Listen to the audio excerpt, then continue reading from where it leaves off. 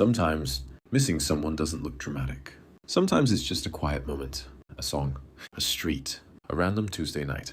And suddenly, you remember someone who no longer belongs to your life, but somehow still lives inside your mind. I think that's the strange thing about love. People can leave your world without leaving your heart. There are people we could text right now, but we don't. Not because we stopped caring. Sometimes we care too much. So instead we replay conversations. We imagine different endings. We think about things we should have said sooner. Or maybe not said at all. And somehow nighttime makes all of it louder. The memories, the missing, the questions. Especially the questions. Do they still think about me? Do they ever miss this too? Maybe the hardest part about missing someone is not knowing if the feeling still exists on the other side. It's strange how some people disappear naturally, and others become permanent.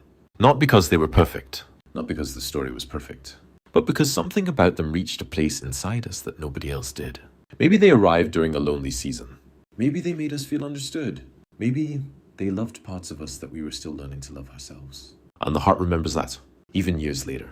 I think people underestimate how intimate emotional safety really is. Being truly seen by someone changes you. And even after they leave, part of you keeps looking for that feeling again. Memory is dangerous at night, because at night, people become softer in our minds.